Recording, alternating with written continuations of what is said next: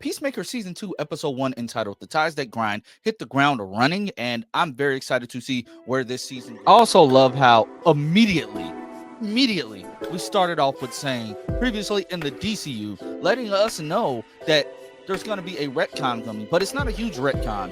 All James Gunn had to do was realistically just pull the Justice League and place in the Justice Gang, and that's what he did, firmly planting this show in the DCU and just continuing some plot threads, because there wasn't a lot in the first season that said it was DCEU except for seeing the Justice League at the end. So yeah, I respect him for that, and I kind of saw this coming already. There was no other way to possibly do it, if I'm being completely honest. We're introduced to new characters like Sasha Bordeaux, and we got to see quick blink and you miss it cameos like the White Rabbit, who got sent running because Maxwell Lord decided to mention something about her possibly having a camel toe and Guy Gardner having the security guard, the bodyguard, set up the microphone. That way everybody that went into that little interview to try to get into the Justice Gang heard everything that they were saying, which is probably why they weren't having much success in recruiting new members. I'm not too keen on the Justice Gang as a whole, but you're not supposed to be. They are jerks. And I see why Superman does not want to be a part of that little group. And Batman probably won't want to be either, because they have to break away. I'm glad Mr. Terrific is not like that, which is probably why Mr. Terrific is my favorite character out of that whole little group or whatever. I hope they break away and become the Terrifics or something, or just become the Justice League later on down the line. But hey, James Gunn knows how he wants to write these stories, and I'm here for it for the long haul. I'm a huge DC fan, DC Comics fan, so yeah, I'm here for it. But yeah, Peacemaker Season 2, Episode 1, we're dealing with the quantum unfolding chamber again. We're dealing with the fact that it has 99 doors that lead to 99 different realities.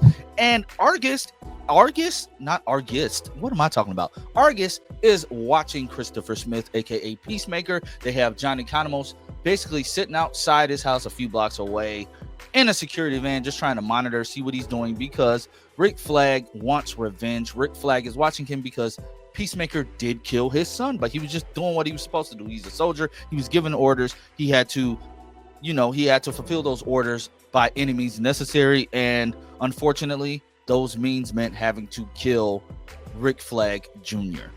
I miss him. Joel Kinnaman is a great actor. I wish he would come back somehow. Maybe he can in this other universe that Chris keeps going to, that his father and his brother is alive. Yes, his brother is a superhero named Captain Triumph, and his father is the Blue Devil in this universe, and they are a superhero team. You want to know who they have fought so far?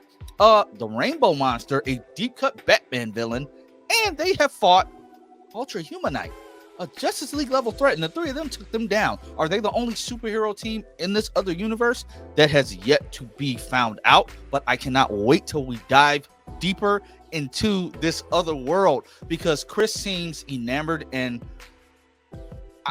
he seems like this is the one world that he keeps going to, because yes, he found out that his father was still alive there, but then when he finds out that his brother is still alive, and the fact that they genuinely seem to love and care about Chris, which is the complete opposite of how his dad treated him in his regular universe, like, he's drawn to it and he just wants to be happy. That's the whole thing with the whole crew from season 1. After saving the world, they feel accomplished, but they don't feel respected. They're basically been blackballed from everything thanks to Amanda Waller. The only person that kept a job, as we see in Creature Commandos, was Johnny Economos, still working at Argus. But I mean, Amelia, she's been blackballed from every federal agency that she can even try to get in. Leota Adebayo is literally, she lost her girlfriend and she's literally living in a crappy hotel.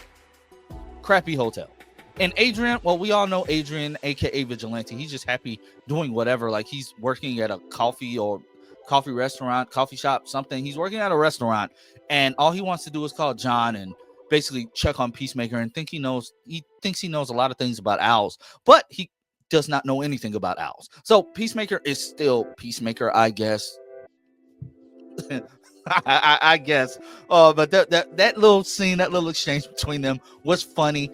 But yes, he's worried about Chris as well. I mean, Chris is having a legit orgy living in his dead father's house, which is now his house, as he said it. But he had a whole orgy, and he didn't even seem like he wanted to be involved in. He left all these people in his house, butt naked, and then went through went to the quantum unfolding chamber to go back to that other world. Like, nobody's happy.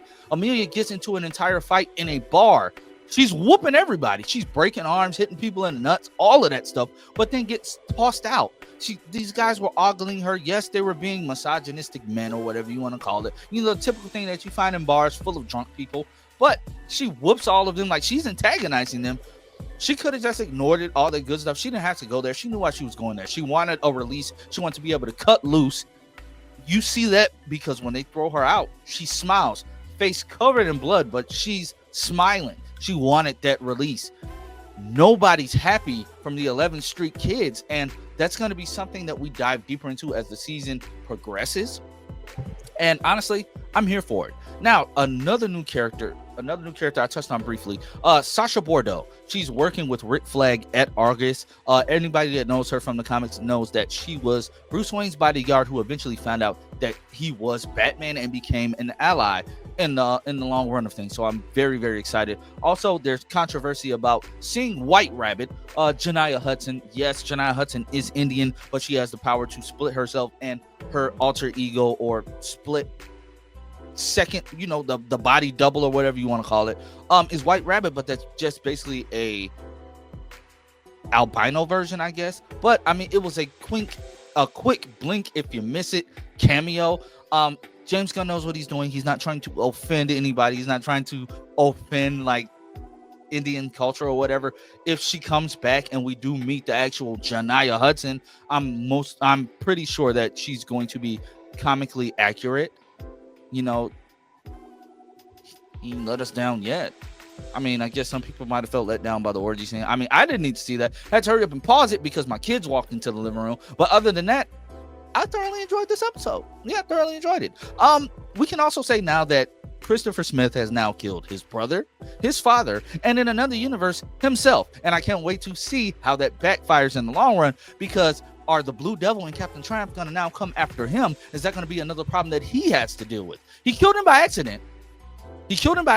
And honestly, he kind of had that whole fight coming because he knows how he is. If the roles were reversed and he were that Peacemaker and he just walked into his house and seen a complete copy of himself, he would have been on Demon Time too. I mean, he sent the throwing stars after him, and the throwing stars are basically like buzzsaws that just keep spinning. They were digging into his back. That whole fight scene, I was laughing. That was hilarious. But the best fight scene of the entire show was Amelia Harcourt's. No, well, I won't say the entire show. The entire episode was Amelia's. Harcourt had the best fight scene. She also had the best interaction with that therapist when he said she suffers from toxic masculinity, and she just took so much offense to that, and I understand why. But yeah, that whole scene was funny. I just can't wait to see how all of this unfolds, how all of this comes to a head. I have friends that have seen it, and they say that, you know, the episodes get better and better and better. For me, I give this first episode a 8.5 out of 10. I'm taking off points because I didn't need to see the orgy like that. I mean, I know we've seen like Hero-gasm and stuff like that in The Boys, but like it didn't serve much of a purpose, just to let us know that Christopher Smith is still a very messed up character. So yeah, that's that. But other than that, guys, if you liked this episode, let me know down below in the comment section. Are you excited about where Peacemaker is going? Like, are you? I am. I'm very excited. But until next time, guys, like, share, subscribe, and I will catch you all in the next video.